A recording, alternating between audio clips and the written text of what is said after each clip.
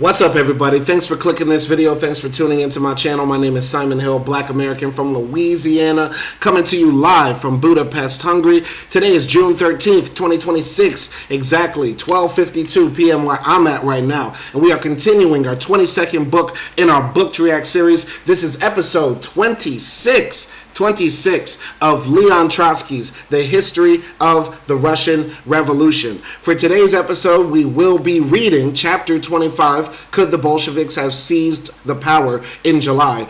In the previous live stream, Trotsky basically laid out the screenplay for The Empire Strikes Back, Russian version, where the bourgeois government said enough of these demonstrations, enough of this all power to the Soviets crap, we're going to crush this revolution in the name of the revolution. Ironically, we had a very active and engaged live stream yesterday. I want everybody to know that this is an open source library and book club where everybody is welcome, but as long as they are respectful and they are here to learn, here to engage, here to have honest, good faith discussions in relation to the text or in relation to the topics of socialism, communism, revolutionary politics, etc., etc. So we have both live streams going right now. We have the horizontal live stream and the vertical live stream running simultaneously. We do have a long chapter today, so there won't be much longer of an intro. Let's get into chapter 25. Could the Bolsheviks have seized the power in July?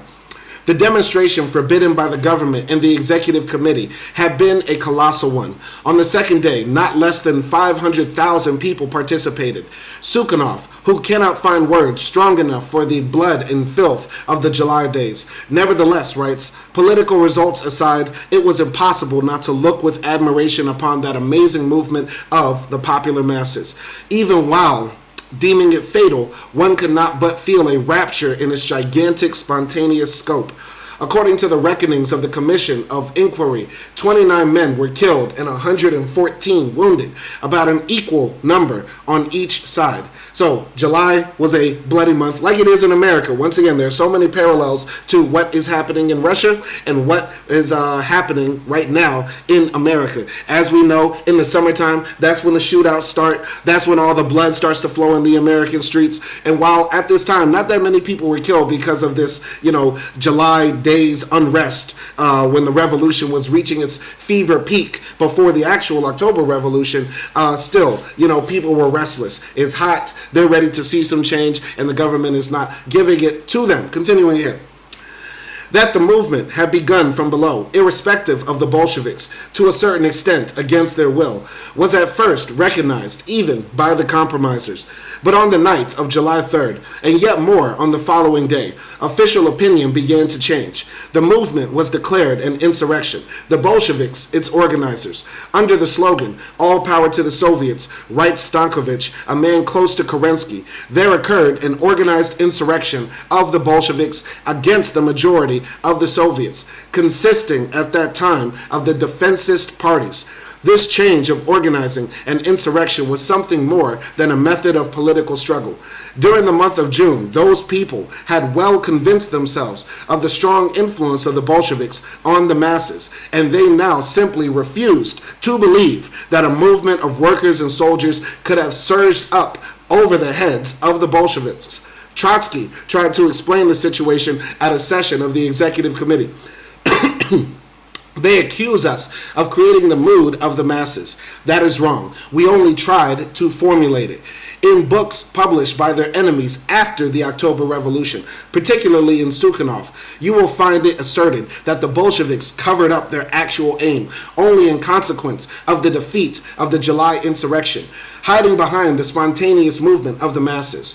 But could one possibly conceal, like a buried treasure, the plans of an armed insurrection which drew into its whirlpool hundreds of thousands of people?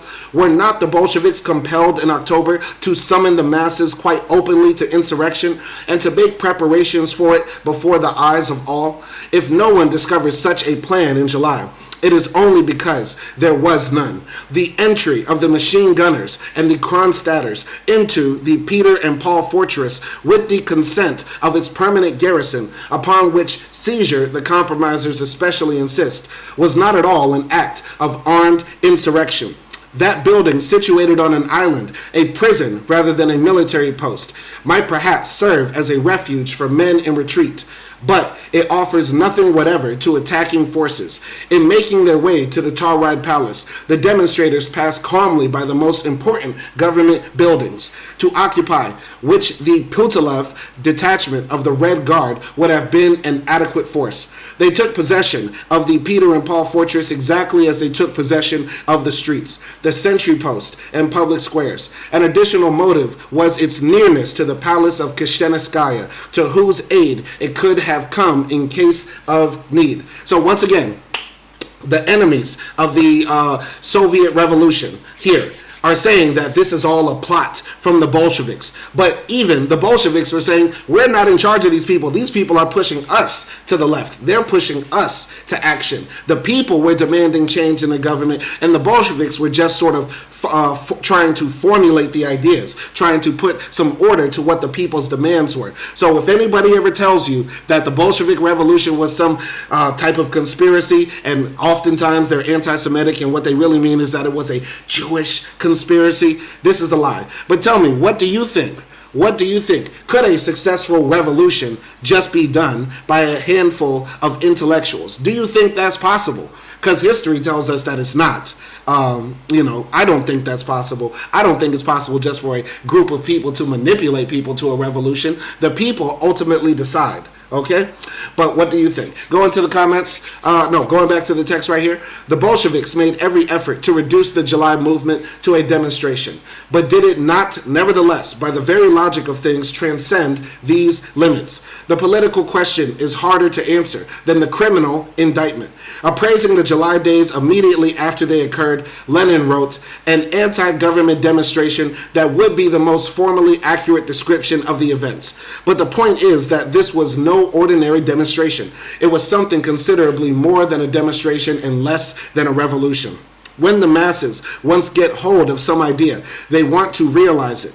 Although trusting the Bolshevik Party, the workers, and still more the soldiers, had not yet acquired a conviction that they ought to come out only upon the summons of the party and under its leadership, the experiences of February and April had taught them rather the opposite. When Lenin said in May that the workers and peasants were 100 times more revolutionary than the party, he undoubtedly generalized this February and April experience. But the masses had also generalized the experience in their own way. They were saying to themselves, even the Bolsheviks are dawdling and holding us back. The demonstrators were entirely ready in the July days to liquidate the official government, if that should seem necessary in the course of business. In case of resistance from the bourgeoisie, they were ready to employ arms. To that extent, there was an element of armed insurrection. If, in spite of this, it was not carried through even to the middle, to say nothing of the end, that is because the compromisers confused the whole picture.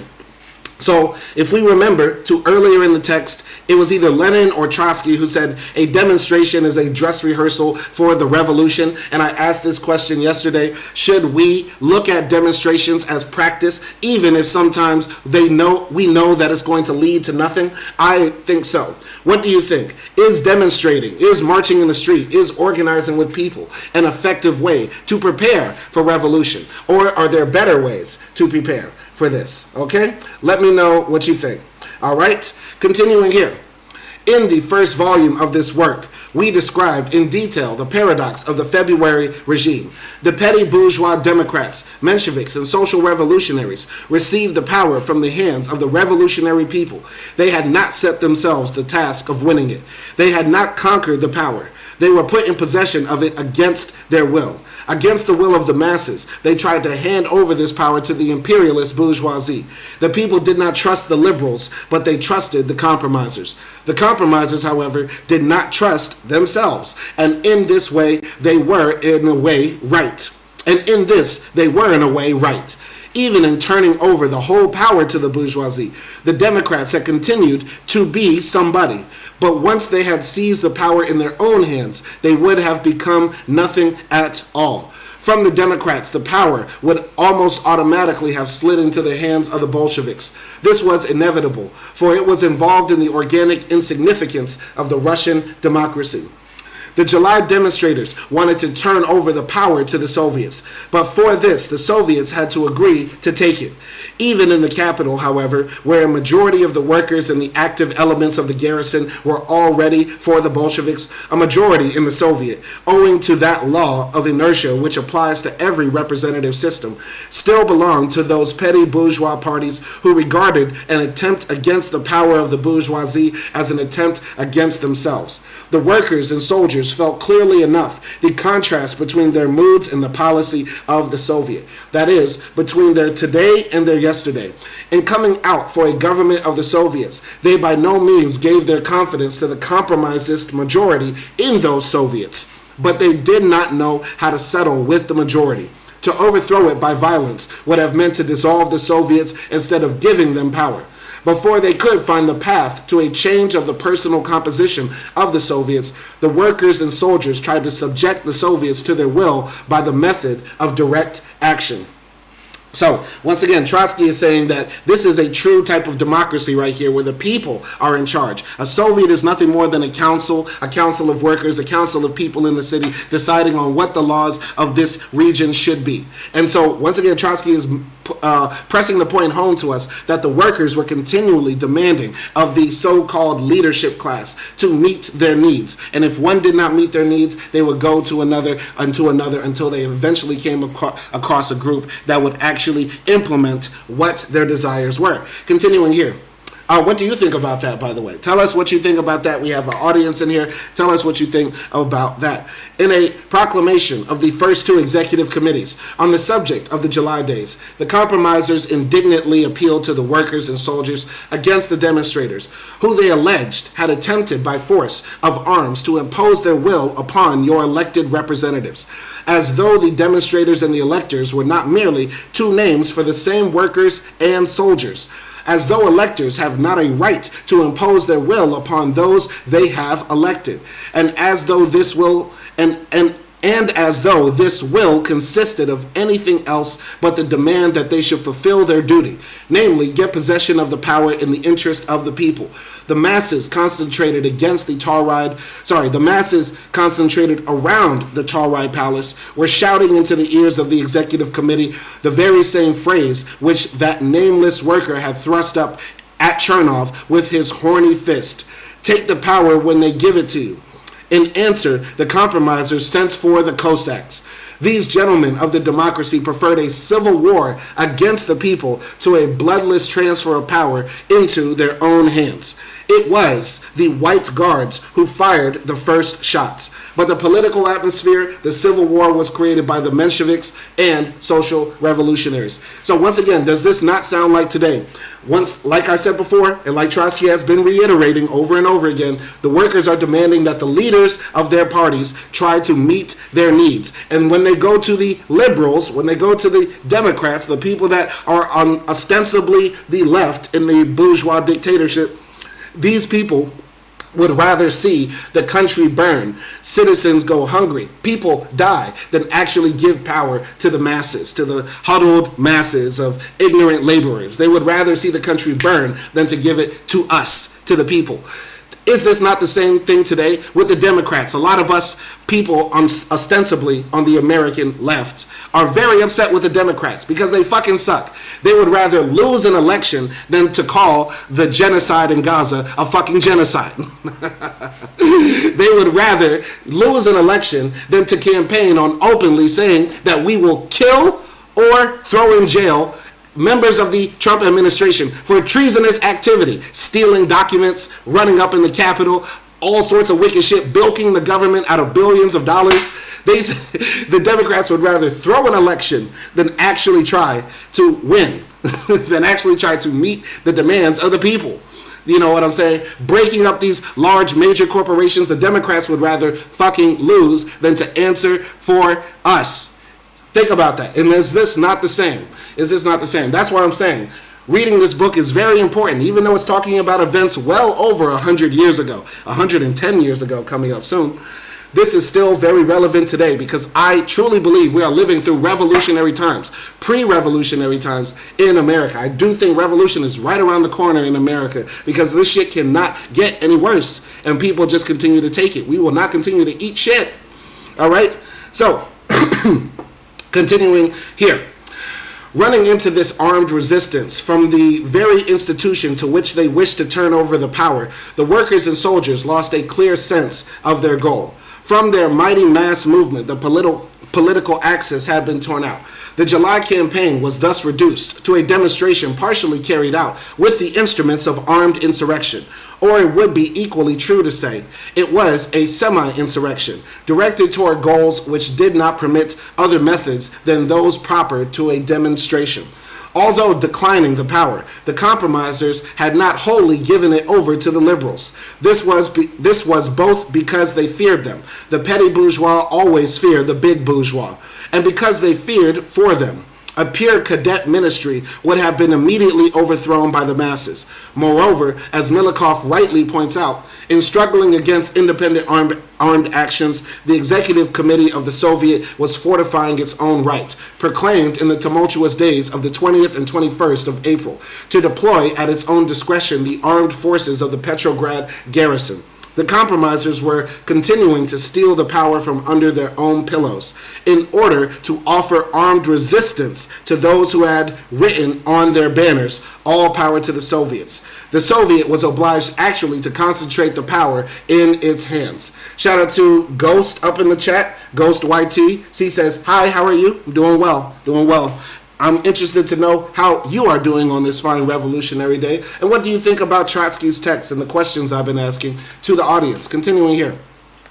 All right. Shout out to Little Timmy Edits. He says, hi. Shout out to you, Timmy, as well. And everybody else joining the live stream. Continuing. Trotsky says, the Executive Committee went even farther in the July days. It formally proclaimed its sovereignty. If the revolutionary democracy deemed necessary a transfer of all power into the hands of the Soviets, says their resolution of July 4th, the decision of that question could belong only to a plenary session of the executive committees. While declaring the demonstration in favor of the Soviet power a counter-revolutionary insurrection, the executive committee thus at the same time constituted itself the supreme power and decided the fate of the government. When, at dawn on the 5th of July, the loyal troops entered the Tauride Palace, their commander reported that his detachment submitted to the Executive Committee wholly and without reserve. Not a word about the government, but the rebels also wanted to submit to the Executive Committee in the character of a sovereign power. In surrendering the Peter and Paul fortress, the garrison considered it sufficient to announce their submission to the Executive Committee. Nobody demanded a submission to the official authority. The troops summoned from the front also placed themselves wholly at the disposal of the Executive Committee. Why in that case was there any shedding of blood? If this conflict had taken place toward the end of the Middle Ages, both sides in slaughtering each other would have cited the same text from the Bible. Formalist historians would afterward have come to the conclusion that they were fighting about the correct interpretation of text. The craftsmen and illiterate peasants of the Middle Ages had a strange passion, as is well known, for allowing themselves to be killed in the cause of philological subtleties in the revelations of St. John, just as the Russian separatists submitted to exterminations in order to decide the question whether one should cross himself with 2 fingers or 3. In reality, there lies hidden under such symbolic formulae, in the Middle Ages, no less than now, a conflict of life interest which we must learn to uncover. The very same verse of the evangelist meant serfdom for some, freedom for others. But there is a far more fresh and modern analogy. In the June days of 1848 in France, the same shout went up on both sides of the barricades, "Long live the Republic." To the petty bourgeois idealist, therefore, the June fight had seemed a misunderstanding caused by the inattentions of one side, the hot-headedness of the other. In reality, the bourgeoisie wanted a republic for themselves, the workers a republic for everybody.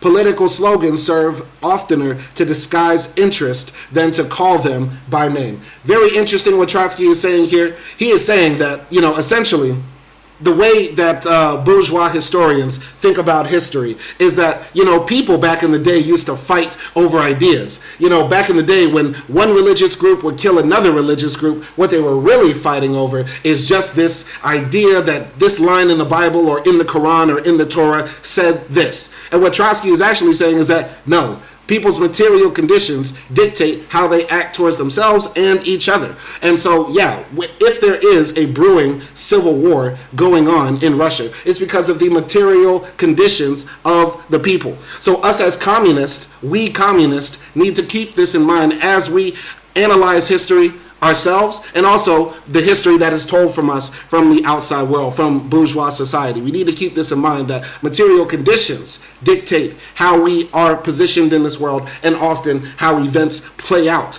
in this world. And also very interesting here, Trotsky points out that a lot of the times when these, let's say, intra-national, intra-communal things happen in society, they are actually, arguing over the same thing. He brought up in the French Revolution, people both said, "Long live the Republic, long live the system that we had." You know what I'm saying? And that's what's happening in Russia as well. They're saying, "Long live the revolution." Both the bourgeoisie and the radical Soviets.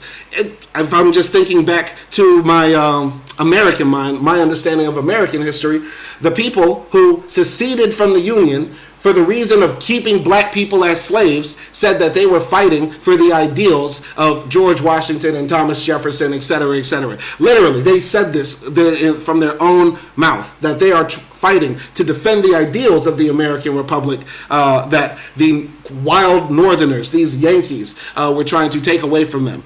So yeah, very, very interesting how that also plays a part in this. Okay? All right, continuing here in the story. Oh, by the way, what do you think? What do you think is a good way of thinking about history? What is the best way of thinking about history? That shit just happens? People just do shit? There are great men that move history? Or is it our material conditions, our socioeconomic realities, and the cultures that we're born into, or the cultures that exist elsewhere that influence how we look at the world? Or is it just some shit just happens, people think of ideas, people do random shit? Is that the way history plays out? Is that the way events play out? What do you think in the chat to the people watching? Continuing here. So, in spite of the paradoxical character of the February regime, scribbled all over to boot with Marxist and Narodnik hieroglyphics by the compromisers, the actual interrelation of classes is easy enough to see. It is only necessary to keep in view the twofold nature of the compromised parties. The educated petty bourgeois oriented himself upon the workers and peasants, but hobnobbed with the titled landlords and owners of sugar factories, while forming a part of the Soviet system, through which the demands of the lower classes found their way up to the official state. The executive committee served at the same time as a political screen for the bourgeoisie. The possessing classes submitted to the executive committee so long as it pushed the power over to their side. The masses submitted to the executive committee insofar as they hoped it might become an instrument of the rule of workers and peasants. Contradictory class tendencies were intersecting in the Tauride Palace, and they both covered themselves with the name of the executive committee. The one through unconscious trustfulness, the other with cold-blooded calculation. The struggle was about nothing or more less than the question, who was to rule the country, the bourgeois or the proletariat? But if the compromisers did not want to take the power, and the bourgeoisie did not have the strength to take it, maybe the Bolsheviks could have seized the helm in July. In the course of those 2 critical days, the power in Petrograd completely dropped from the hands of the governmental institution. All right? From the governmental institutions. The executive committee then felt for the first time its own complete impotence. In such circumstance, it would have been easy enough for the Bolsheviks to seize the power. They could have seized the power too at certain individual points in the provinces. That being the case, was the Bolshevik party right in refraining from an insurrection? Might they not, fortifying themselves in the capital and in certain industrial districts, have subsequently extended their rule to the whole country? That is an important question. Nothing gave more help to the triumph of imperialism and reaction in Europe at the end of the war than those few months of Kerenskyism, exhausting revolutionary Russia and immeasurably damaging her moral authority in the eyes of the warring armies and of the toiling masses of Europe, who had been hopefully awaiting some new word from the revolution. To shorten the birth pains of the proletarian revolution by 4 months would have been an immense gain. The Bolsheviks would have received the country in a less exhausted condition. The authority of the revolution in Europe would have been less undermined. This would not only have given the Soviets an increase. This would not only have given the Soviets an immense predominance in conducting the negotiations with Germany, but would have exerted a mighty influence on the fortunes of war and peace in Europe. The prospect was only too enticing. Very interesting what Trotsky is saying here. So Trotsky, once again, is laying blame at the feet of the so-called communists here, and also the Bolsheviks, saying essentially, had the Bolsheviks seized power earlier, after the February Revolution, when they really had the power in their hands. Much of the Soviets were controlling large parts of the country. The people were demanding the Soviets take power. And meanwhile, they're still playing, back and forth with the compromisers, with the Mensheviks, with the bourgeoisie, with Milikov and Kerensky and them. You get what I'm saying? So, very interesting. And Trotsky is making a point here that this would have had a greater standing for the Soviet Union, what would become the Soviet Union, had they ended this, back and forth sooner. Russia would have been less depleted and exhausted. The people of Europe would have been happy to see the workers seize control of a state, a very large state at that, in Russia. You know what I mean? It would have inspired other leftist communist movements in Europe as well. So Trotsky is making a point that the communists fucked up. Once again, self-criticism is very important, and we need to realize where we're slipping and falling as propagandists, as leftists, as actual revolutionaries. So let's continue here. But what do you think? Would it have been better had the USSR formed earlier? If the revolution didn't pop off in October, but literally we will be talking about the February Revolution as the definitive moment the Soviets took power. I know that might be hard to imagine, though, because the Soviets were still, forming. You know what I mean? There was trial by fire how the Russian people organized their Soviets. It was a lot of, misses and hits. You know what I'm saying? But what do you think it would have been better had they established it earlier? I don't know. But let's continue here. Trotsky says, but nevertheless, the leadership of the party was completely right in not taking the road of armed insurrection. It is not enough to seize the power. You have to hold it.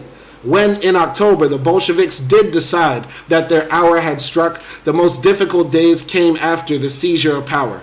It requires the highest tension of the forces of the working class to sustain the innumerable attacks of an enemy. In July, even the Petrograd workers did not yet possess the preparedness for infinite struggle. Although able to seize the power, they nevertheless offered it to the executive committee. The proletariat of the capital, although inclining toward the Bolsheviks in its overwhelming majority, had still not broken the February umbilical cord attaching it to the compromisers. Many still cherished the illusion that everything could be obtained by words and demonstrations, that by frightening the Mensheviks and social revolutionaries, you could get them to carry out a common policy with the Bolsheviks. Even the advanced sections of the class had no clear idea by which roads it was possible to arrive at the power. Lenin wrote soon after, the real mistake of our party on the 3rd and 4th of July, as events now reveal, was only this, that the party still considered possible a peaceful development of the political transformation by way of a anti-Soviet. In reality, the Mensheviks and social revolutionaries had already tangled and bound themselves up by compromisism with the bourgeoisie, and the bourgeoisie had become so counter-revolutionary that there was no longer any use talking about a peaceful development. Okay? So, once again, very interesting. Trotsky makes the point here. He answers the question that I asked to the audience. When I asked the question, should the Bolsheviks have seized power earlier? Should the October Revolution not have happened? They shouldn't even have gone that far. They should have seized power in February or in April or in May or June or July. Trotsky says no, because having armed insurrection at that time would have possibly damaged the entire revolution. If the Bolsheviks just ran up and seized power, they would not have had the manpower. They would not have had the guns. They would not have had the force to be able to maintain this new status quo. That's what he is saying here.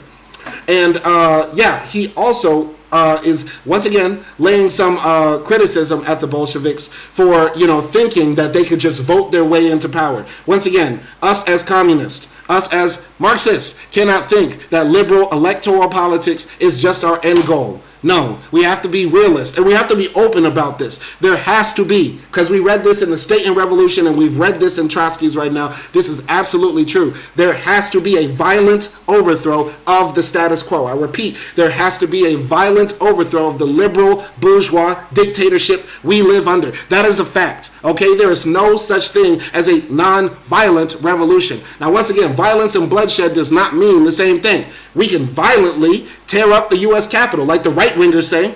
The right-wingers say that was, come on, man, that was no insurrection. That was just a bunch of three-toothed rednecks just having a little party. We just having a little hoedown. You know what I'm saying? We're just having a little hoedown in the Capitol, as the white supremacists and fascists would say. So yeah. There has to be a violent overthrow of this system. And once again, Trotsky is making the point here that this is not the way. This is not the way. Just to think that there can just be a peaceful transition to the Soviets. No, because there will be that counter-revolution. The empire will strike back. Okay? All right. Let's make sure some people go to the gulag. We got to get them out of here. Okay? All right. If you are not tuned in, if you don't read, if you're not listening, we have to send you to the re-education camp or to the gulag, okay? Y'all are getting sent out. Think about what you did. You read the pinned comment, and you will be safe. If you do not read the pinned comment, you will get your ass out of here, boy. Get out of here, boy. I love sending people to the gulag in the re-education camp. Don't play with me, okay? Continuing here. If the proletariat was not politically homogeneous and not sufficiently resolute, still less so was the peasant army. By its conduct on the 3rd and 4th of July, the garrison made it wholly possible for the Bolsheviks to seize the power. But nevertheless, there were neutral units, which by the evening of the 4th were decisively inclining to the side of the Patriotic Party. By July 5th, the neutral regiments had taken their stand with the executive committee, and the regiments tending toward Bolshevism were striving to assume a color of neutrality. It was this, far more than the belated arrival of troops from the front, that gave a free hand to the authorities. If the Bolsheviks in the heat of the moment had seized the power of the evening of July 4th, the Petrograd garrison would not itself have held it, and would have hindered the workers from defending it against the inevitable blow from without. The situation looked still less favorable in the active army. The struggle for peace and land had made the army extremely hospitable, especially since the June offensive to the slogans of the Bolsheviks. But the so-called spontaneous Bolshevism of the soldiers was not in the least identified in his consciousness with a definite party, with its central committee, or its leaders. The soldiers' letters of those times clearly depict this condition of the army. Remember, messers, ministers, and all you chief leaders, writes the crooked hand of a soldier from the front. We don't understand very well about parties, only that the future and the past are not far off. The Tsar sent you to Siberia and sat you in jail, and we will sit you on our bayonets. In these lines, an extreme bitterness against the higher-ups who are deceiving the soldiers is united with a recognition of the soldiers' own helplessness. We don't understand very well about parties. The army mutinied continually against the war and the officers, making use of slogans from the Bolshevik dictionary. But it was far from ready to raise an insurrection in order to give the power to the Bolshevik Party. For the subduing of Petrograd, the government picked out reliable detachments from the troops nearest the capital without encountering active resistance from other detachments, and it transported the echelons without resistance from the railroad workers.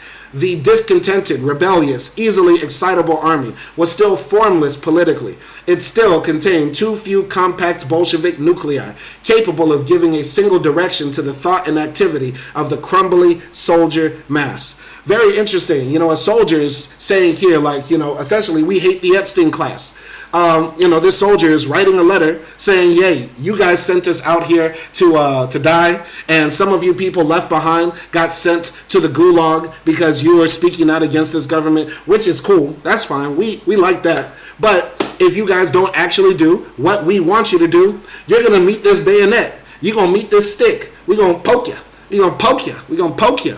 That's what he's saying right here. And this is no different from how we feel about the Democrats and especially the Republicans, of course. They don't do anything for the working people. And most people don't have any idea about politics. Most people are politically ambivalent about everything. Most people just want to go about their lives, take care of their kids, pay the rent, pay the mortgage, have a fine car, etc., etc. Get their dick sucked every now and then. That's all people want to do. Most people don't actually care about politics. But they do realize when they're getting cheated. They do realize when the game is rigged. They do realize that the elites are living off of their hard work and labor. So people are going to be pissed about it, like we are experiencing right now, where both sides can agree that the Epstein class has infected both major political parties. All of our elites are essentially sick, twisted pedophiles. And it is unfortunate that it took that realization for most Americans to wake up. It's sad that it took that realization that most of our elites like to have sex with children. It's sad that that's what it took. Not the fact that they were polluting our water and air. Not the fact that our wages have continued to stay low. Not the fact that one party seems to advocate for some milquetoast healthcare reforms and the other one actively hates poor people and wants them to die in the hospitals unless they have money. You know what I'm saying? It's sad that it took that. It's sad that both parties generally say little Timmy walking in with the AR-15 and spraying up his 5th grade class is generally okay. It's sad that none of that seemed to matter to people, but the fact that our elites like to have sex with children, that Donald Trump most likely had sex with a child and Bill Clinton too. It's sad that that's what it took, but I'm glad that people are waking up. You know what I mean? The same way people in Russia were waking up at that time. Continuing here. On the other hand, the compromisers, in order to turn the front, all right? Hold on, let's put these people out of here. All right, let's gotta get some people out of here, straight to the gulag. All right, on the other hand, the compromisers, in order to turn the front against Petrograd and the peasant rear, made successful use of that poisoned weapon, which in March the reaction had so carefully tried to bring to bear against the Soviet. The social revolutionaries and Mensheviks said to the soldiers on the front, the Petrograd garrison, under the influence of the Bolsheviks, is refusing to send replacements. The workers do not want to work for the necessities of the front. If the peasant listens to the Bolsheviks and seizes the land now, nothing will be left for the men at the front. The soldiers needed some supplementary experience before they would understand for whom the government was saving the land, whether for the peasants at the front or the landlords. Between Petrograd and the active army stood the provinces. Their reaction to the July events serves in itself as a very important a posteriori criterion for deciding the question whether the Bolsheviks were right in refraining from a direct struggle for power in July. Even in Moscow, the pulse of the revolution was incomparably weaker than in Petrograd. In the session of the Moscow Committee of the Bolsheviks, stormy debates arose. Individuals belonging to the extreme left wing of the party, such, for example, as Bubnov, proposed that they occupy the post office, the telegraph and telephone stations, the editorial offices of Rusko Slavo.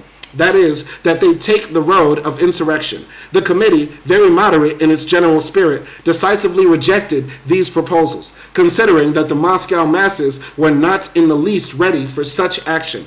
It was nevertheless decided to hold a demonstration in spite of the veto of the Soviet. A considerable crowd of workers marched to Skobolevsky Square with the same slogans as in Petrograd, but with far from the same enthusiasm. The garrison reacted by no means unanimously. Individual units joined the procession, but only one of them came fully armed. The artillery soldier, Davidovsky, who subsequently took a serious part in the October struggles, testifies in his memoirs that Moscow was not prepared for the July days, and that the leaders of the demonstration were left with a bad taste in their mouths by its unsuccess.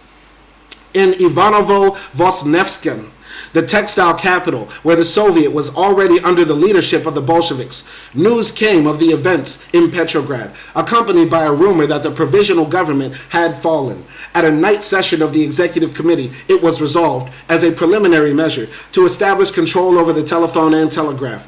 Work was stopped in the factories on July 6th. 40,000 took part in the demonstration, many of them armed. When it was learned that the Petrograd demonstration had not led to victory, the Ivanovo-Voznevsky Soviet hastily beat a retreat. In Riga, under influence of the news from Petrograd, a clash occurred on the night of July 6 between Lettish sharpshooters inclined toward Bolshevism and the Battalion of Death, the patriotic battalion being compelled to retire. The Riga Soviet adopted on that same night a resolution in favor of a government of the Soviets.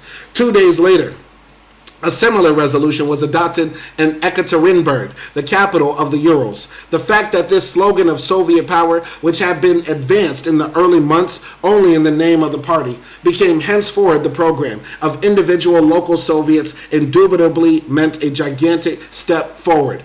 But from resolution in favor of Soviet power to insurrection under the banner of the Bolsheviks, there was still a considerable road to travel. Okay? All right? In certain parts of the country, the Petrograd events served as a stimulus to set off acute conflicts of a private character. In Nizhny Novgorod, where some soldiers on furlough have been resisting their entrainment for the front. Some soldiers on furlough have been resisting their entrainment for the front. Junkers sent from Moscow to enforce orders aroused the indignation of 2 local regiments by their violence. Shooting followed, and men were killed and wounded. The Junkers surrendered and were disarmed. The authorities disappeared. A punitive expedition set out from Moscow with 3 kinds of troops. At its head was the commander of the Moscow district, the impulsive Colonel Verkhovsky, a future war minister of Kerensky, and the president of the Moscow Soviet, the old Menshevik Kimchuk, a man of no military temper, the future head of the cooperatives, and afterwards Soviet ambassador to Berlin. However, they found nobody to subdue, as a committee elected by the mutinous soldiers had fully restored order by the time they arrived. Very interesting. So once again, if I understood that text right, I believe that Trotsky was saying that some of the people who were counter-revolutionaries ended up working in the Soviet government on behalf of the people. Okay? So, shout out to Right Side Up Penguin. He said the Bolsheviks were based and red-pilled. I don't know what you mean by red-pilled. And once again, it's very bothersome that white people use the word based. It's so bothersome hearing them stealing like our slang. But explain that. Explain what you mean. Explain what you mean. Okay? 3 living Russians, says Jay. I know where 3 living Russians are that you can hang out in the Gulag. Go to the Gulag. Okay? Go to the Gulag. You can hang out with all the Russians over there. All right? In Kiev, during approximately the same hours of the same night and on the same ground, refusal to go to the front. Soldier of the regiment named after the Hetman Polotboko mutinied to the number of 5,000, seized the store of weapons, occupied the fortress and the district headquarters, and arrested the commander and the head of the militia. The panic in the city lasted several hours until, by the combined efforts of the military authorities, a committee of social organizations, and the institutions of the Central Ukrainian Rada, the arrested were liberated and the greater part of the mutinous troops disarmed. In faraway Krasnoyarsk, the Bolsheviks, thanks to the mood of the garrison, felt so strong that in spite of the wave of reaction already gathering in the country, they held a demonstration on July 9th, in which 8,000 to 10,000 people took part, a majority of them soldiers. A detachment of 400 soldiers with artillery was moved against Krasnoyarsk from Irkutsk, led by the district military commander, the social revolutionary Krakovetsky. During the 2 days of conferences and negotiations necessitated by the two-power regime, the punitive detachment became so demoralized by the soldiers' agitation that the commissar hastened to send them back to Irkutsk. But Krasnoyarsk was, upon the whole, an exception. All right, sending some people out of here. All right, sending more people out of here. All right. Shout out to Right Side Up. He says that he is Romani. He says he is Romani and that he means they were the best. Okay. Well, shout out to all my Romani comrades out there. We do not use the G slur over here. I mean, you could refer to it as such. I mean, you know, I'm the realest nigga living. But if you want to refer to yourself as that, go ahead. But I refuse to call anybody the G slur. You know, I'll refer to you as Romani or as something else that you want to be called as. Okay? All right, we're going to send some people out of here as well. All right. So far, we only have Right Side Up, who has managed to make it through the great filter of having a modicum of intelligence. Okay? Continuing here.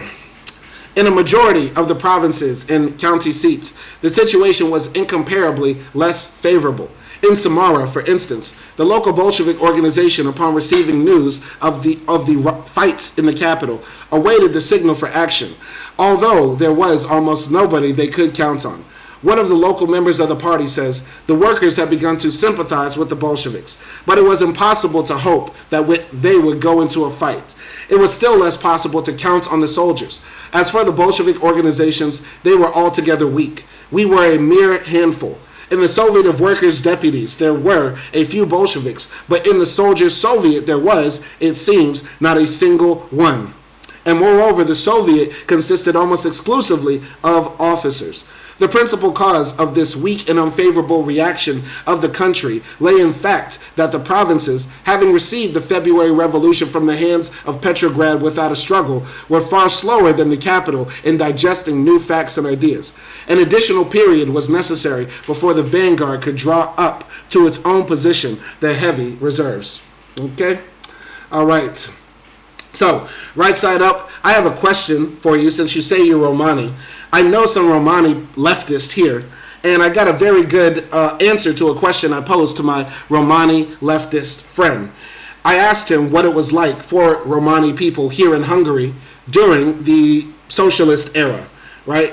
And he told me that that was actually one of the golden ages of Romani life, because there were also guaranteed jobs, guaranteed housing, social safety nets, and the institutions, at least, were actively anti-racist.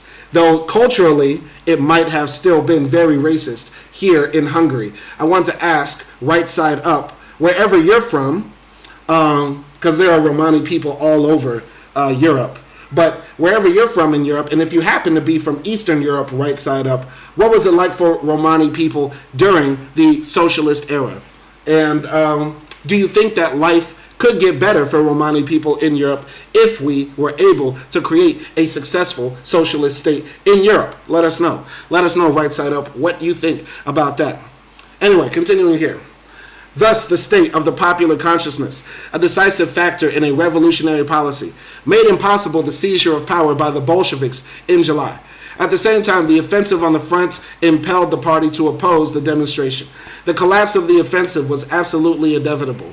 As a fact, it had already begun, but the country did not yet know it. The danger was that if the party were incautious, the government might lay the blame upon the Bolsheviks for the consequences of its own madness. The offensive must be given time to exhaust itself. The Bolsheviks had no doubt that the break in the mood of the masses would be very abrupt when it came. Then it would be clear that what should be undertaken. Their reckoning was absolutely right. Events, however, have their own logic, which takes no account of political reckonings, and this time events came down cruelly on the heads of the Bolsheviks. Okay? All right, let's continue here. The failure of the offensive became catastrophic on the 6th of July, when the Germans broke through the Russian troops on a front 12 verst long and to a depth of 10 verst. The breach became known in the capital on July 7th, at the very height of the punitive and repressive activities, many months later, when passions ought to have quieted down a little, or at least become a little more sensible. Stankovic, not one of the most vicious enemies of Bolshevism, was nevertheless still writing about the mysterious sequence of events to be observed in the breach at Tarnopol following just after the July days in Petrograd. Those people did not see, or did not want to see, the real sequence of events. The fact that a hopeless offensive begun under the whip of the Entente could not but lead to military catastrophe and simultaneously therewith to an outbreak of indignation in the masses, deceived in their hopes of the revolution. But what difference does it make what the real concentration of events was? The temptation to link the Petrograd manifestation with the misfortune at the front was too strong. The patriotic press not only did not conceal the reverses, but exaggerated them with all its might, not hesitating even to reveal military secrets, printing the names of divisions and regiments and indicating their position. Beginning on July 8th, Milikov confesses, the newspapers began purposely to print outspoken telegrams from the front, which struck Russian society like a clap of thunder.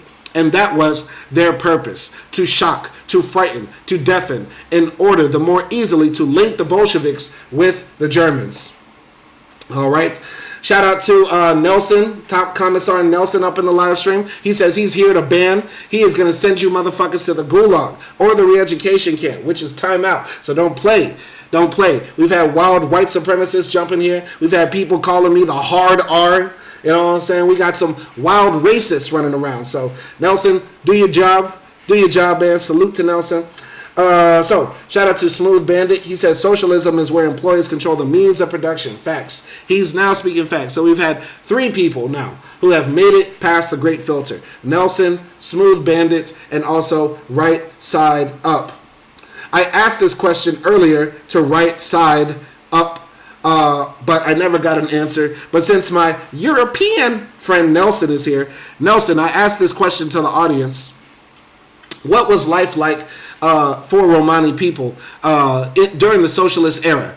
I guess it's different for you in your country because you went through fascism for many years with a explicitly fascist dictator in your country. I guess the question would be, what was life like for Romanis under fascism?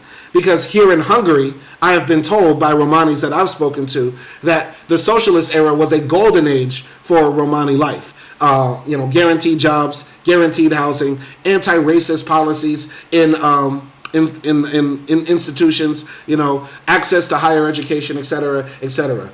Okay? All right, Nelson, I'm not talking about during Stalin.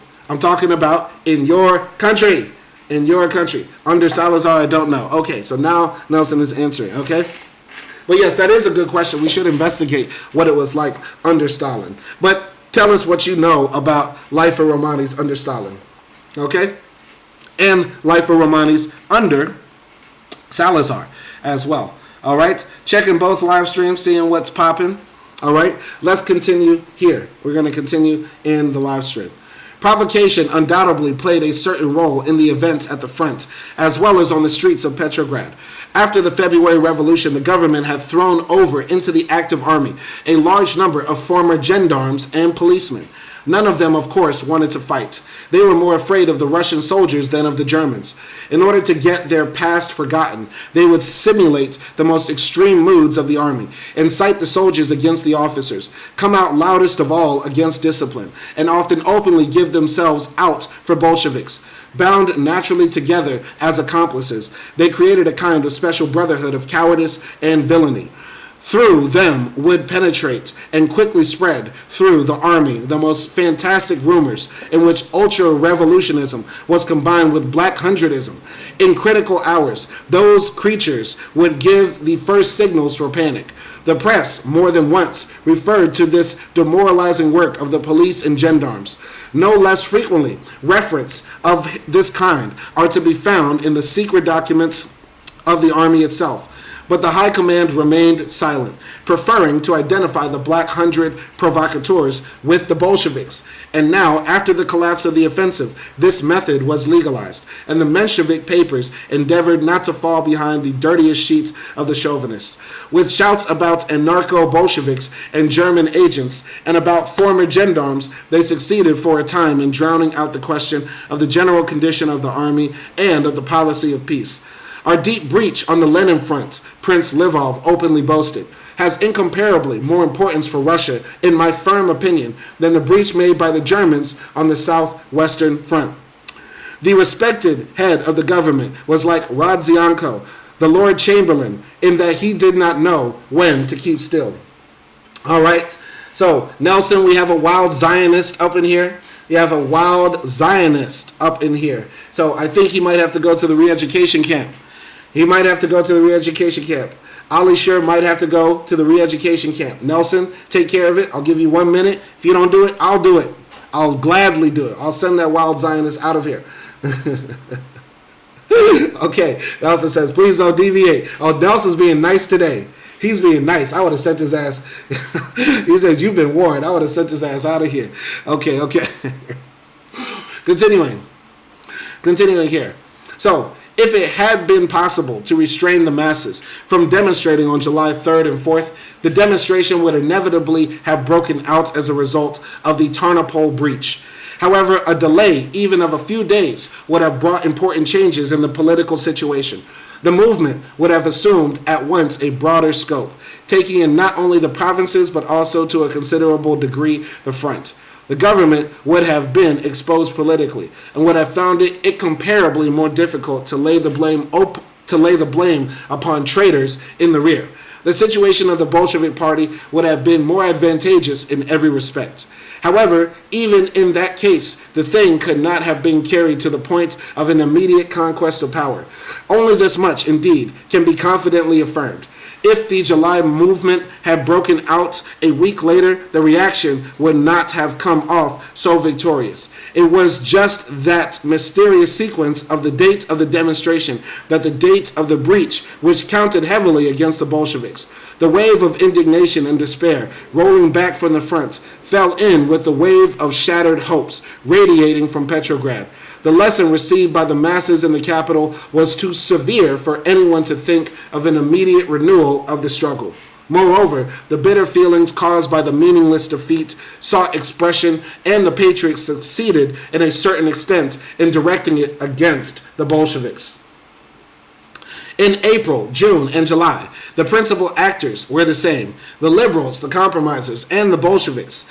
At all these stages, the masses were trying to crowd the bourgeoisie out of the government.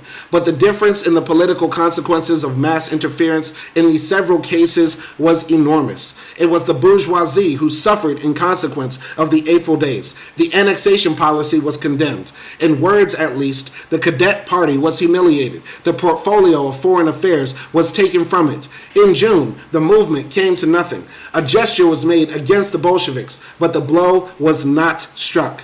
In July, the Bolshevik Party was accused of treason, shattered, deprived of food and drink, whereas in April, Milikov had been forced out of the government. In July, Lenin was forced underground.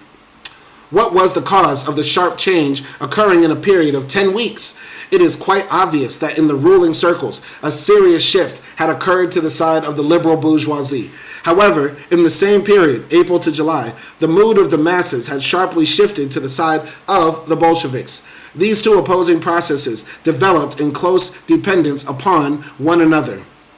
The more the workers and soldiers closed up around the Bolsheviks, the more resolutely were the compromisers compelled to support the bourgeoisie. In April, the leaders of the executive committee, worrying about their own influence, could still come one step to meet the masses and throw Milikov overboard, supplying him, to be sure, with a reliable life belt. In July, the compromisers joined the bourgeoisie and the officers in raiding the Bolsheviks. The change in the correlation of forces was thus caused this time, too, by a shift of the least stable of political forces, the petty bourgeois democracy, its abrupt movement to the side of the bourgeois counter-revolution. But if this is so, were the Bolsheviks right in joining the demonstration and assuming responsibility for it? On July 3rd, Trotsky expounded the thought of Lenin. It is impossible to talk of manifestation at this moment unless we want a new revolution. In that case, how could the party, a few hours later, stand at the head of an armed demonstration without summoning the masses to a new revolution? Doctrinaires will see inconsistency here, or still worse, political light-mindedness. Sukhanov, for instance, sees the matter in this way, and incorporates in his notes no few ironical references to the vacillation of the Bolshevik leadership. the masses take part in events, however, not at the bidding of doctrinaires, but at whatever time this flows inevitably from their own political development. The Bolshevik leadership understood that only a new revolution could change the political situation, but the workers and soldiers did not yet understand this. The Bolshevik leadership saw clearly that the heavy reserves, the front, and the provinces needed time to make their own inferences from the adventure of the offensive. But the advanced ranks were rushing into the street under the influence of the same adventure. They combined a most radical understanding of the task with illusions as to its methods. The warnings of the Bolsheviks were ineffective. The Petrograd workers and soldiers had to test the situation with their own experience, and their armed demonstration was such a test. But the test might, against the will of the masses, have turned into a general battle, and by the same token into a decisive defeat. In such a situation, the party dared not stand aside. To wash one's hands in the water of strategical morals would have meant simply to betray the workers and soldiers to their enemies. The party of the masses was compelled to stand on the same ground on which the masses stood, in order, while not in the least sharing their illusions, to help them make the necessary inferences with the least possible loss. Trotsky answered in the press the innumerable critics of those days. We do not consider it necessary to justify ourselves before anybody for not having stood aside while General Polovtsev conversed with the demonstrators. In any case, our participation could not possibly have increased the number of victims, nor converted a chaotic armed manifestation into a political insurrection. So, what Trotsky is saying here is that the Bolshevik strategy was essentially to wait it out. The workers are making the movements. The revolution is happening from below. The Bolsheviks are only here to give ideological framework and strategies to the workers. And at this time, the government, the bourgeois government, is striking back very hard in July, to the point where now Lenin is underground. People are getting shot in the streets. They're breaking up the Soviets and stuff like that. They've had enough of this dual power nonsense the bourgeois government has. And so, what I'm seeing here from what I'm grasping from Trotsky is that essentially, let's wait it out and let's let the people see what this liberal government is all about. Are they actually about upholding the revolution that was hard fought in 1905 and in February in 1917? They're going to let the people decide, because so far the people have not been wrong. The people have not been wrong. The people are demanding what they think is best for themselves. You get what I'm saying? And so, Trotsky is saying, essentially, the people will decide, and the Bolsheviks are there to be with the people wherever they are going. All right. Nelson says in the comments, answering the question about Romanis under the fascist dictator Salazar, he says, under Salazar, the Romani weren't treated nowhere like the Jewish, but they were heavily discriminated against and forced to assimilate. Yeah, the crazy thing about being here in Europe, the racism against the Romani people is so fucking wicked and twisted. It's like what I imagine what it would have been like to be black back in the 1930s, 1920s on some shit. You get what I'm saying? And the number one thing that Hungarian racists say, which is pretty much the entire Hungarian society, because they throw the G word around every day. You know what I mean? Hungarians take a sip of water and say, hipsy. I'm not going to say the G word. I'm going to say that. You get what I'm saying? That's how they talk about Romani people here in Europe. And the number one excuse they give for their racism is that they don't assimilate. They don't assimilate. They don't assimilate. Nigga, they've been here for thousands of years. Didn't the first Romani people show up in the year 300 AD? You get what I'm saying? They've been here for a long ass time. And a lot of them are, white passing, etc., etc. But they always give this excuse. Oh, they have a bad culture. Oh, they don't value education. Literally, I think about 40% of Hungary's population is Romani. And at my school, a large ass school, the university I study at here in Hungary, zero Romani students. Now, that's like saying, like, you know, if I was a white man who went back in time and decided to immigrate to America and study at Harvard or Yale or Stanford or Brown or something like that, and there were zero black students on campus, I wouldn't say, well, yeah, I guess black people are just not, you know, intellectually efficient enough or sufficient enough to qualify to go to this Ivy League school. I guess white supremacy is actually, you know, pretty damn sound. No. You know, you get what I'm saying? It's absolutely because of systemic racism. Think about it. If I was a Romani kid in Europe, I wouldn't want to go to university either. Well, I'm going to be zero. Nobody else there. And targeted. Getting called the G word every single day walking through the hall. People staring at me and shit like that. You know, white women clutching their purses every time I walk by. Would you want to go through that if you were a Romani kid in Hungary? And meanwhile, people are telling you that your people don't value education. But if you enter our institution of higher learning, we have the right to racially and ethnically insult you and diminish you and tear you down mentally. It's absolutely sick what happens here in Europe. The racism here is absolutely insane. And then on top of that, it extends out to Jewish people. I mean, there's a lot of anti-Semitism boldly here in Hungary. Also, at the same time, they're some of the biggest supporters of Zionist Israel. So absolutely disgusting.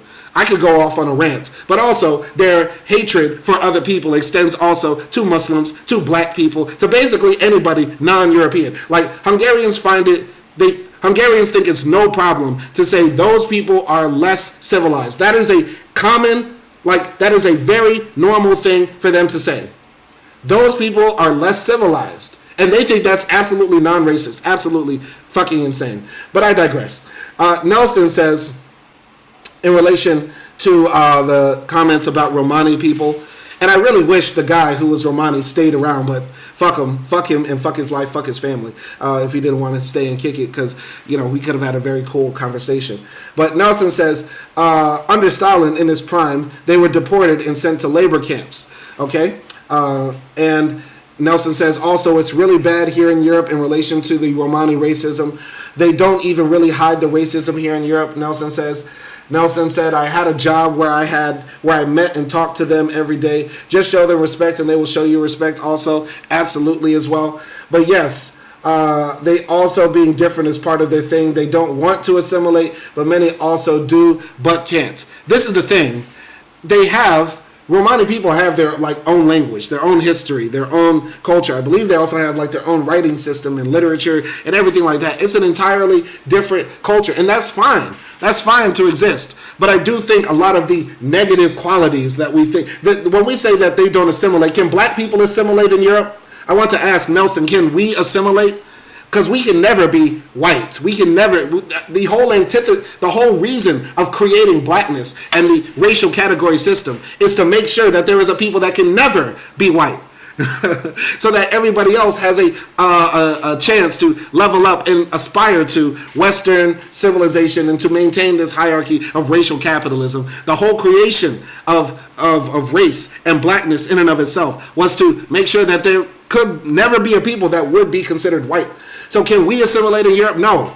Even if I speak perfect English, perfect French, if I wear a fine tuxedo every single day, cross my legs and sit in a cafe with a big baguette and drink coffee, I can never be European in the eyes of most Europeans.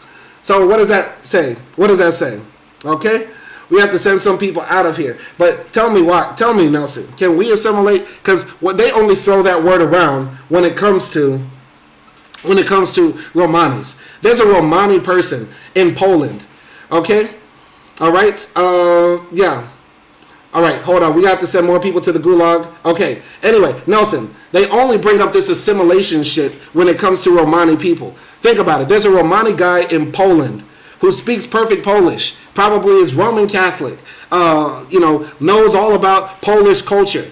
And the Polish people will say, we dislike Romanis because they don't assimilate. They'll say that in the face of that Polish Romani guy. Meanwhile, they would never say this to a white French guy who just moved to Poland yesterday and refuses to actually learn the language or appreciate the culture or anything like that. Okay? So, Nelson says, depends what you mean by assimilation. You can be absorbed as a black guy but not seen as their own, but it also depends per country. Portuguese have been around Africans for centuries. And the Portuguese were also the ones who basically started this whole horrible world that we're living in now, this bizarro sci-fi world we're living in, where racism and capitalism exist. Thank you, Portugal. Thank you, Portugal, for inventing racism, capitalism, basically fucking over the entire world. Thanks. All right. If you cannot be one of them, because there's always a barrier to assimilation, then it's meaningless. It's pointless. It's a pointless criteria to have for a people in any society, okay? That's what I would say. So, a prototype of the July days is to be found. Hold on, we got to send some people out of here, okay? A prototype of the July days is to be found in all the revolutions, with various, but generally speaking, unfavorable and frequently catastrophic results. This stage is involved in the inner mechanics of a bourgeois revolution, inasmuch as that class which sacrifices most for the success of the revolution and hopes the most from it, receives the least of all. The natural law of the process is perfectly clear. The possessing class which is brought to power by the revolution is inclined to think that with this the revolution has accomplished its mission, and is therefore most of all concerned to demonstrate its reliability to the forces of reaction. This revolutionary bourgeoisie provokes the indignation of the popular masses by those same measures with which it strives to win the good will of the classes it has overthrown. The disappointment of the masses follows very quickly. It follows even before their vanguard has cooled off after the revolutionary struggle. The people imagine that with a new blow they can carry through or correct that which they did not accomplish decisively enough before. Hence the impulse to a new revolution, a revolution without preparation, without program, without estimation of the reserves, without calculation of consequences. On the other hand, those bourgeois layers which have arrived at the power are in a way only waiting for a stormy outbreak from below, in order to make the attempt decisively to settle accounts with the people. Such is the social and psychological basis of that supplementary semi-revolution, which has more than once in history become the starting point of a victorious counter-revolution. On July 17th, 1791, on the Champs de Mars, on July 17th, 1791, on the Champs de Mars, Lafayette fired on a peaceful demonstration of Republicans attempting to bring a petition to the National Assembly, which was engaged in screening the treachery of the monarchical power, just as the Russian compromisers 126 years later were screening the treachery of the liberals. The royalist bourgeoisie hoped with a timely bath of blood to settle accounts with the party of the revolution forever. The Republican leaders, still not feeling strong enough for victory, declined the battle, and that was entirely reasonable. They even hastened to separate themselves from the petitioners, and that was, to say the least, unworthy and a mistaken policy. The regime of the bourgeois terror compelled the Jacobins to quiet down for several months. Robespierre took shelter with the carpenter Dupleix. Desmoulins went into hiding.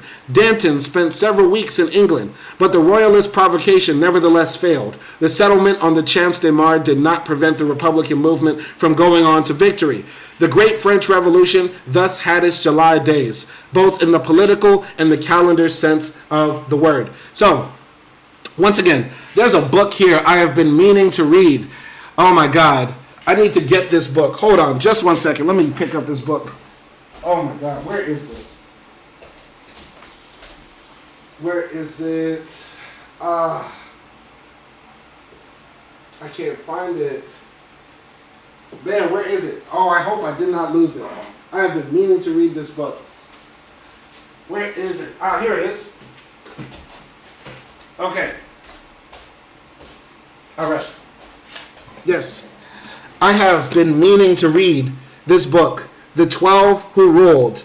The 12 Who Ruled, The Years of Terror in the French Revolution by R.R. Palmer. I started the first chapter and I have not gotten through it. And I do believe this book is vitally important for us Marxist communists to read. It's talking about the 12 people who eventually, were leading the, Republican government of France after their revolution. And Trotsky is constantly making reference to the French Revolution. And the story he's telling here is that when the Republican revolutionaries were fighting against the French government, they were facing extreme repression to the point that, the government was essentially shooting people in the streets, firing cannons at them, etc., right? And so the point he's trying to make is that, every successful revolution faces repressive counter-revolutionary forces, right? And I do believe that this book is definitely on a must-read list. It's on a must-read list for people that are interested in revolution, hoping for a revolution or preparing for a revolution in America. And also it's good for, the revolutionary studies. Because, once again, if my heroes like Trotsky, Lenin, Harry Haywood are all, quoting the French Revolution, I do think we all need to get on our French Revolution knowledge game.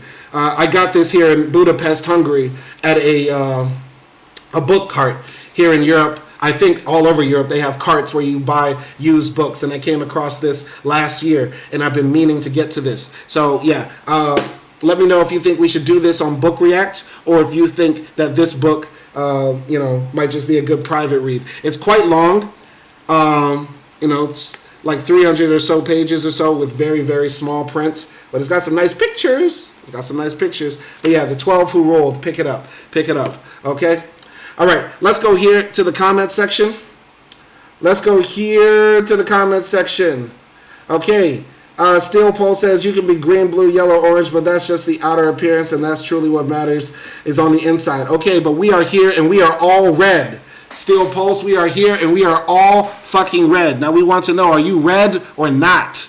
Are you a red or not? Anyway, Nelson says Romani are actually proud that they're seen as outsiders, but that's generalizing, and I don't see how that justifies discrimination, not wanting to belong. Yeah, absolutely. Listen, I'm just a black man living here in Europe, and the one thing that's true about black people is that we can smell racism. We can smell the white supremacy, the crackiness of it all. And so, instantly when I made it here to Europe, and I first landed in Serbia, you know what I'm saying? And then I saw how they were talking about and treating the Romani people. I said, yeah, it smells like racism to me. It smells like white supremacy to me. Smells like the same shit we're dealing with back home. And it just reminded me that whiteness as a social construct is evil and wicked, and it tortures and distorts the mind to the point where you can not look at other people as human. Absolutely disgusting. Nelson says, yes, Steel Pulse, you might not see race. I don't, but it definitely sees you. All right. Steel Pulse says, I know it does, but I refuse to let it change me as a person. We are not here talking about race, you stupid motherfucker. I'm going to start hitting the fucking camera, you dumb sons of bitches. Come, Steel Pulse, get this fucking finger in your fucking face. We are not talking about race, you dumbass. I should start flicking you niggas, for real. Because we're not talking about race, we're talking about revolution. Anyway, sorry. We went off track. Let's continue here. So, 57 years later in France, the July days came in June and were incomparably more colossal and tragic. The so-called June days of 1848 grew irresistibly out of the February overturn. The French bourgeoisie had proclaimed in the hour of its victory the right to labor, just as in 1789 it announced a great many admirable things. Just as in 1914 it swore that it was now waging its last war.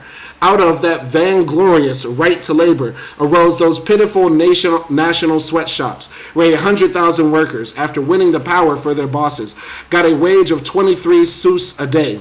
Only a few weeks later, the Republican bourgeoisie, generous of phrase but stingy of money, could find no words insulting enough for these spongers living on national starvation dole. In the abundance of those February promises and the cold-bloodedness of the pre-June provocations, the national traits of the French bourgeoisie find admirable expression. But even without provocation, the Parisian worker with the February weapon still in his hands could not help reacting to the contrast between gorgeous program and miserable reality. That intolerable contrast every day, gnawing at his stomach and his conscience. With what cool and barely concealed calculation did Cavaignac, before the eyes of the whole dominant society, permit an insurrection to develop in order the better to drown it in blood? No less than 12,000 workers were slaughtered by the Republican bourgeoisie. No less than 20,000 were imprisoned in order to divest the remainder of their faith in that right to labor, which the bourgeoisie had proclaimed. Without plan, without program, without leadership, the movement of the June days of 1848 was like a mighty and unrestrainable reflex action of the proletariat. Deprived of their most elementary necessities and insulted in their highest hopes, the insurrectionary workers were not only put down but slandered. The left Democrat Flacon, a follower of Ledru Rollin, a predecessor of Setserelli, assured the National Assembly that the insurrectionaries had been bribed by monarchists and foreign governments. The compromisers of 1848 did not even have to have a war atmosphere in order to discover English and Russian gold in the pockets of the rebels. It was in this way that the Democrats laid down the road to Bonapartism. Very, very interesting. So what Trotsky is doing here is sort of the reverse of what people do when they talk about the Soviet Union and they don't know shit and they're just anti-communist because my mama said communism was bad.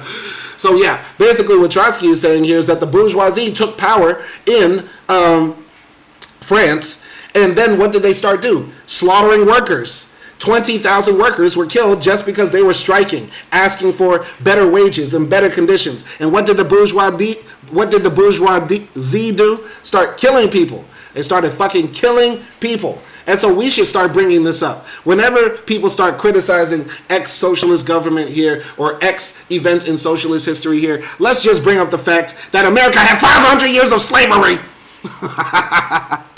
Let's bring up the fact that America started shooting at mine workers who were protesting, white mine workers at that, in West Virginia. Yeah, let's start bringing up the fact that we actually have a lot of blood on our hands in liberal democratic republics, especially in our history, especially when we're fighting against labor and the right of labor to organize. Okay, so yeah, very interesting what Trotsky did there. It's sort of the reverse card. Okay. All right. So, shout out to the Russian guy up in the live stream. He says, F Israel. Okay. I wonder if y'all are throwing up the Israeli flags because I'm wearing some blue today. But we're not here to talk about Israel. We're here to talk about the fucking book. Here to talk about the fucking book. So, Russian man, what do you think about this? What do you think about Trotsky? What do you think about Trotsky's text? What do you think about the fact that bourgeoisie leaders have no problem in slaughtering workers, fighting against the demands of workers for a more equitable and just society economically, that they have no problem doing that? What do you think about that? Do you think that's a natural right or a natural part of capitalism and liberal democracy? Or do you think that's an aberration? Do you think that's an aberration? What do you think, Mr. Russian man? Continuing here. The gigantic outbreak of the Commune bore the same relation to the September overturn of 1870 as the June days to the February Revolution of 1848. The March uprising of the Parisian proletariat was least of all a matter of strategic calculation. It resulted from a tragic combination of circumstances, supplemented by one of those acts of provocation in which the French bourgeoisie is so inventive when fear puts the spurs to its spiteful will. Against the plans of the ruling clique, which wished above all to disarm the people, the workers wanted to defend that Paris which they had first tried to make their own. The National Guard had given them an armed organization, one very close to the Soviet type, and it had given them political leadership in the person of its Central Committee.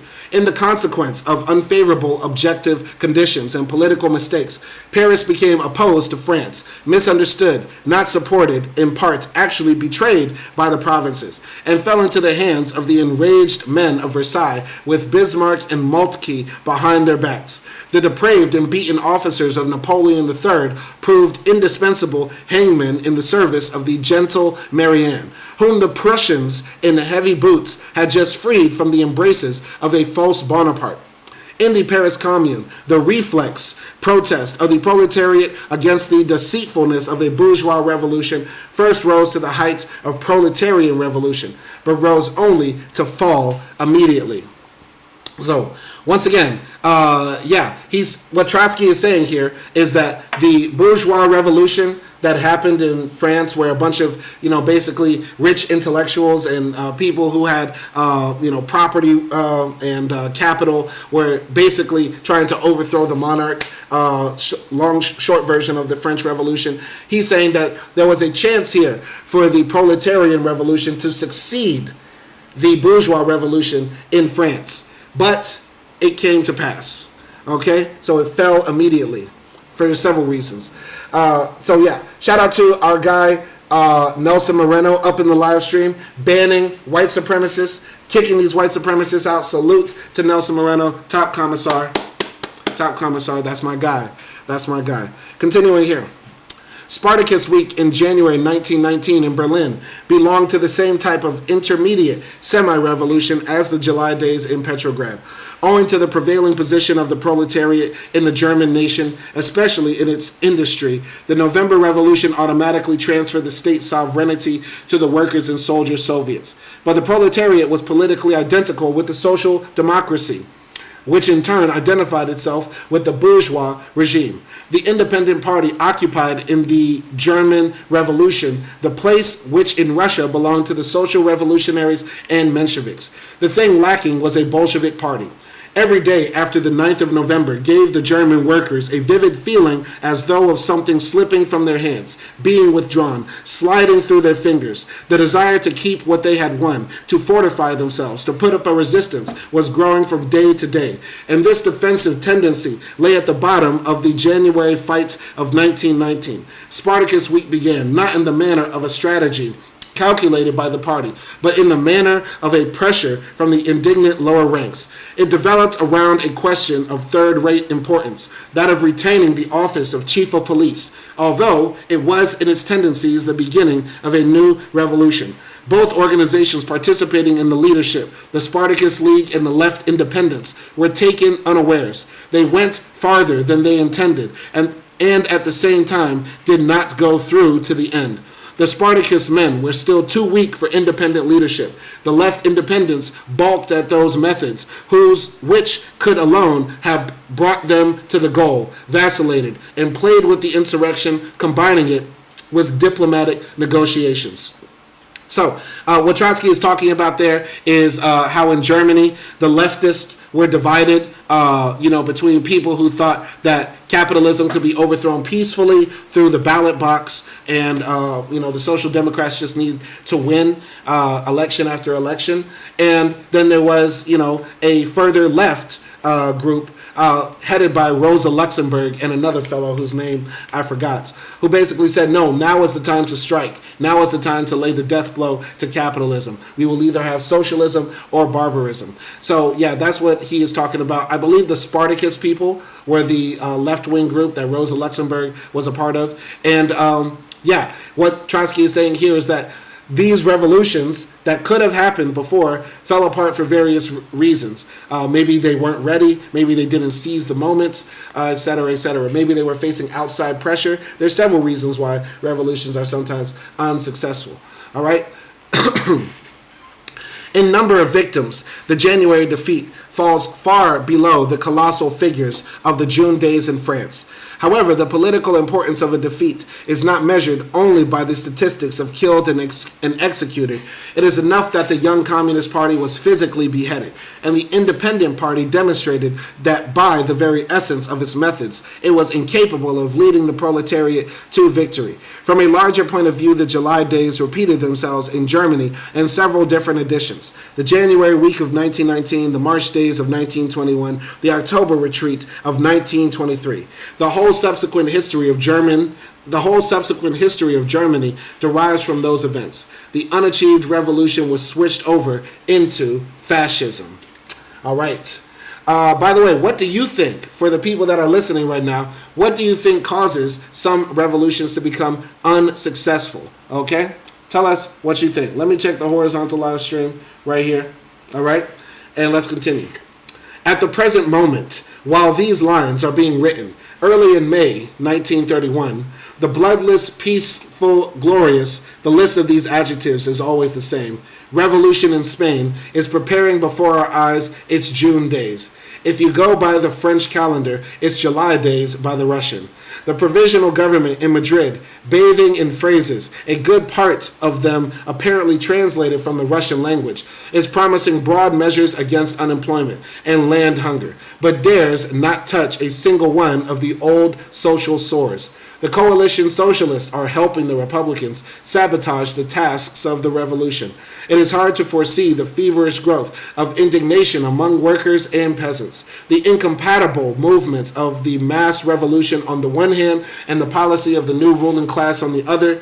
That is the source of an irreconcilable conflict, which, as it develops, will either bury the first, the April Revolution, or lead to a second. Very interesting. So when Trotsky was writing this, Spain was about to enter into civil war, and so people were taking sides. And what I'm taking from that is Trotsky is saying, every revolution goes through that hard period, the July days. July, June, these are the days that repression starts coming down. And he's not saying that's a universal law, but he's just saying, hey, isn't it kind of funny? All these revolutions happened before, and during July and June, that's when they faced some of their harshest repression. All right? So Nelson says one reason that revolutions fail is that revolutionaries fail to be original and end up replicating past repressive structures, and sometimes even worse. I do think that's absolutely true. I don't know how, revolutionaries now are, well, let's think about this. The Trump administration has somewhat been failing and bringing about full autocracy like they want to. And I guess that's because they remind people so much of regimes that came before. Granted, some avenues of the Trump administration have been very inventive, such as using cryptocurrency to enrich yourself and your family. You know what I'm saying? That's something that we haven't seen before. So, yeah, this sort of monarchical oligarchy that Trump has been trying to create, it's been successful in some ways because it's new, but the fascistic, damn near Nazi-like policies of the Trump administration have not been successful because they remind people so much of the stuff they saw in history that they did not like. But I do think that there's a lot to learn from the past.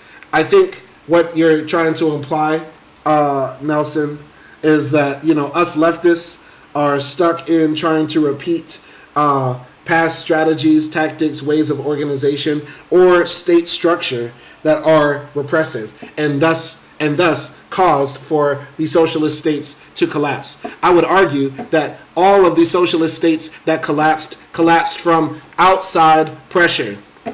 I can't think of, except maybe Benin, but then again, Benin fell apart after the Soviet Union fell apart. You get what I'm saying? And the Derg in Ethiopia fell apart because they were waging a bloody civil war, based on material conditions and, people's ethnic and cultural divides in Ethiopia, which is a very diverse place. I think that's more of an issue of the nation state getting in the way and people not having the right for self-determination. But when I think about all the socialist states, I cannot think of one that fell apart due to internal contradictions. They have all fallen apart from my recollection of history, and I'm digging deep in my mind, if I'm quoting Benin, if I'm reaching for Benin and Ethiopia and the Derg, then I'm going deep in my mind. And I cannot think of one. Nelson Moreno, please tell me one socialist state that collapsed internally. Because of its own internal contradictions. Okay? I can't think of one. All right? Yeah, and Nelson bringing up George Orwell fought in the Spanish Civil War, by the way, in favor of the communists. Now you have right-wingers quoting him daily. But yeah, Kirkendall Stalin, our top commissar here, says Orwell was an anti-communist, though. Yeah, Orwell, we don't fuck with Orwell on this channel. Yeah, I don't fuck with Orwell. Fuck Orwell. I don't give a fuck, man. Yeah, Orwell, he's not a good guy. Orwell is not a good guy in my book. Okay? All right. So... he snitched on Stalin. It's okay, we're done. Okay. Nelson in here is saying that Orwell was a card-carrying communist for some time. Yes, for some time. But Nelson, if I come out tomorrow and start talking about, black people need to pull ourselves up by our bootstraps and George Floyd died of fentanyl, if I start coming out like that tomorrow, would you then say Simon Hill was a card-carrying communist and he also said George Floyd died of fentanyl? Okay, think about that. Think about that, man. Come on, man. Anyway, Orwell might have been a leftist for some time, but he ended up becoming like a reactionary. Okay? Anyway, continuing here. All right. We have a few more pages to go. Let me just check very quickly how many more pages. Okay, so we only have 2 more pages to go. We're almost done with this live stream. Okay. All right. I'm going to continue right here. Although the underlying mass of Russian Bolsheviks felt in July 1917 that beyond certain limits it was still impossible to go, still there was no complete homogeneity of mood. All right.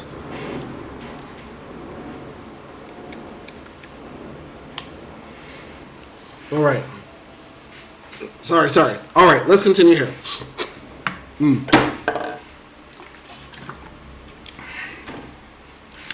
Although the underlying mass of Russian Bolsheviks felt in July 1917 that beyond certain limits it was still impossible to go, still there was no complete homogeneity of mood.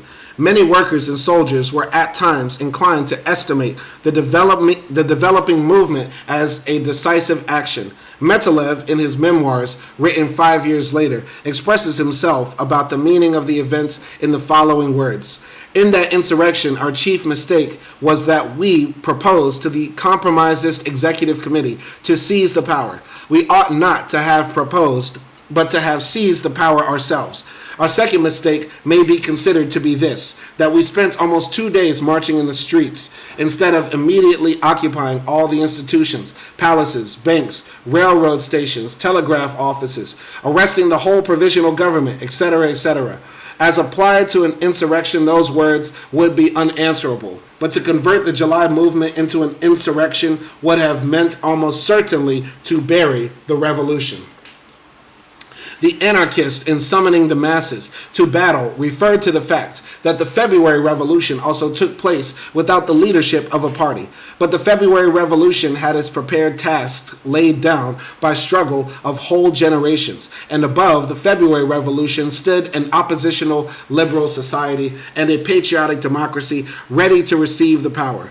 The July movement, on the contrary, would have had to lay down a wholly new historic road bed.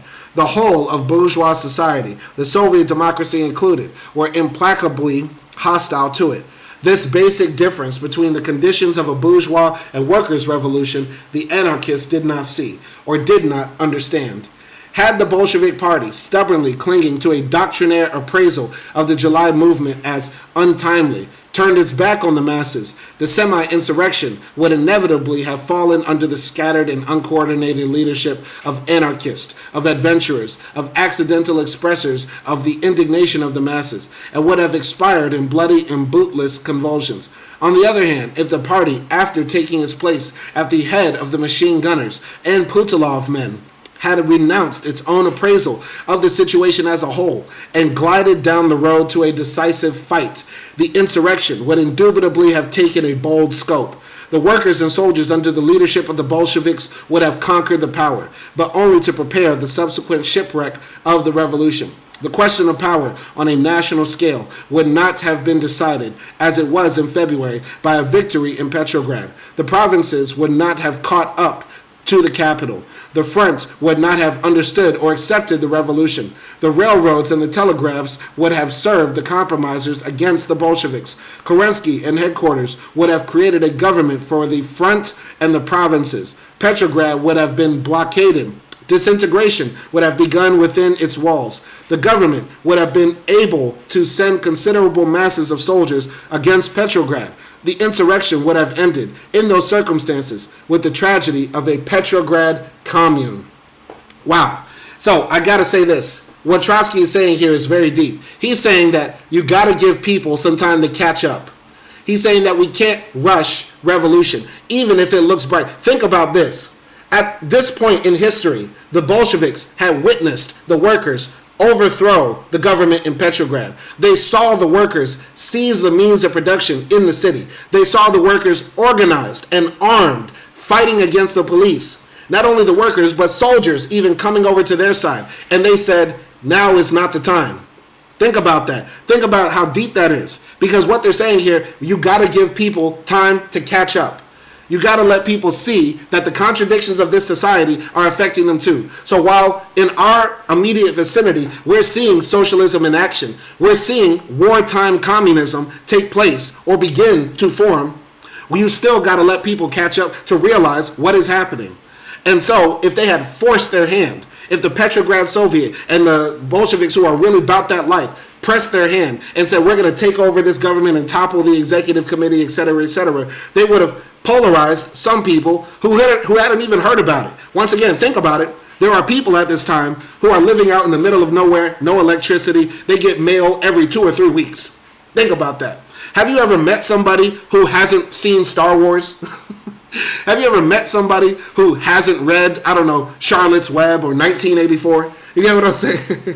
Have you ever met somebody who never thought about what if all of reality isn't real and all we are existing in the mind of a brain in a vat?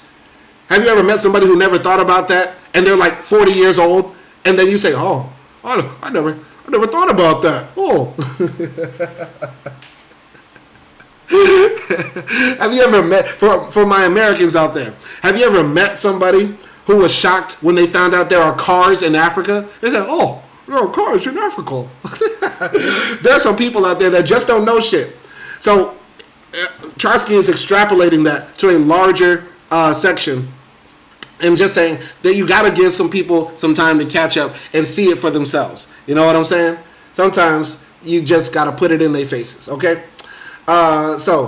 Nelson says, I haven't forgotten your recommendation. Andor is on the list. Bruh, I haven't even seen Andor. But I do know Vader is Luke's father, okay? Have you ever met somebody that didn't know that Vader is Luke's father? Have you ever met some, and you're like, oh, I didn't know that. Oh, well, look at that. I'm sorry, man. I'm sorry. Anyway, continuing here. I'm going to continue here. At the July forking of historic roads, the interference of the Bolshevik Party eliminated both fatally dangerous variants, both that in the likeness of the June days of 1848 and that of the Paris Commune of 1871. Thanks to the party's taking its place boldly at the head of the movement, it was able to stop the masses at the moment when the demonstration began to turn into an armed test of strength. The blow struck at the masses and the party in July was very considerable, but it was not a decisive blow. The victims were counted by tens and not tens of thousands. The working class issued from the trial not headless and not bled to death. It fully preserved its fighting cadres, and these cadres had learned much. So Nelson, Nelson, I don't know what you're talking about. Nelson says, you didn't recommend Andor. Damn, it must have been a dream. I have been dreaming about you, love. That's hilarious. I probably did speak about Andor because I've been meaning to watch it, but I don't remember saying that like I saw it. You know what I'm saying? I don't remember. If I said that, it's a mistake. You know what I mean? I might have misspoke, but I didn't watch Andor. I didn't watch Andor yet. Okay? So, yeah, continuing here, Trotsky says something very, very interesting. He basically sums up these past 2 chapters in one paragraph. He's saying that the July days were hectic and hard because there was state repression, but also it was a great learning lesson for the working class. You know, they learned very quickly they just can't shoot it out with the police, as we should know now as leftists. We can't be preparing for revolution by saying how we're going to have tactical, guerrilla-style warfare in the streets of Detroit, Chicago, New York, LA, whatever, against police and the National Guard, etc. Rather, we should be trying to recruit those people, but I digress. He's saying that, the people learned a lesson and the party learned a lesson. Instead of tens of thousands getting killed because the Soviets have pressed the button and put a green light on the government, essentially, during this demonstration that turned violent, only a few people were killed by the police, etc. So, yeah, that's a learning lesson for the people. You know what I'm saying? Anyway, continuing here. During the February overturn, all the many preceding years' work of the Bolsheviks came to fruition, and progressive workers educated by the party found their place in the struggle. But there was still no direct leadership from the party. In the April events, the slogans of the party manifested their dynamic forces, but the movement itself developed independently. In June, the enormous influence of the party revealed itself, but the masses were still functioning with the limits of a demonstration officially summoned by the enemy. Only in July did the Bolshevik Party, feeling the pressure of the masses, come out into the street against all other parties, and not only with its slogans, but with its organized leadership, determined the fundamental character of the movement.